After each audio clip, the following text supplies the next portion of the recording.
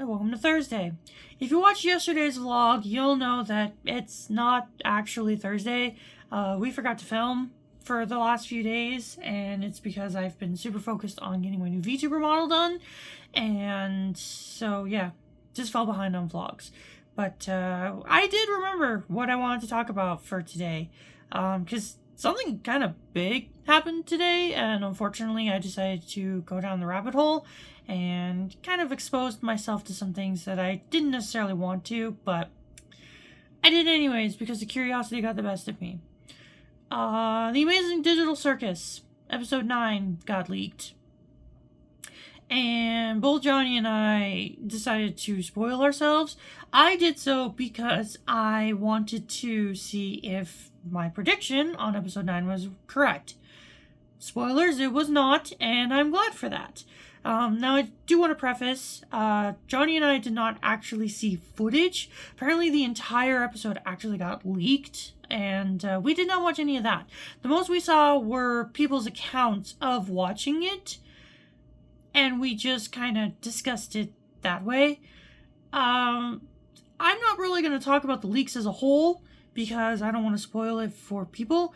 I mostly want to talk about the backlash of it all, because Man, if fandoms were dead to me before, fandoms are dead to me now.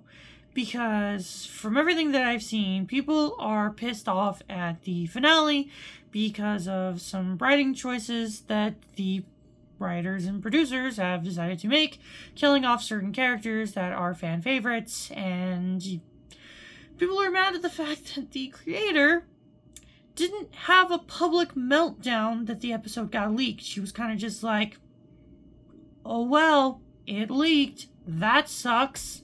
And to all of the backlash, I just have to say, grow up. No, really, grow up. There's one thing that I've been seeing probably within the last decade that has changed my perception of fandoms as a whole and just how people interact on the internet. There's a lot of entitlement when it comes to fictional media. And that's the weird thing. It's fictional media that people have grown so entitled with, where it's just, if a creator decides to not utilize a fan favorite character enough, then all of a sudden they're getting doxxed and death threats. If a writer decides to write their show or their story in a way that the fandom doesn't think is appropriate enough, then all of a sudden that person deserves to die.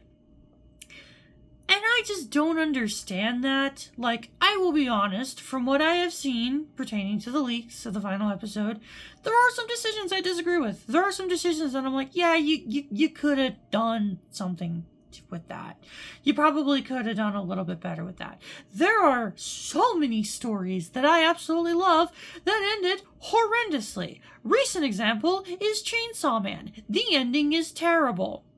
But from interviews that I've seen with Tatsuki Fujimoto, he wanted it to be that way. And as a fan of the series, I can complain.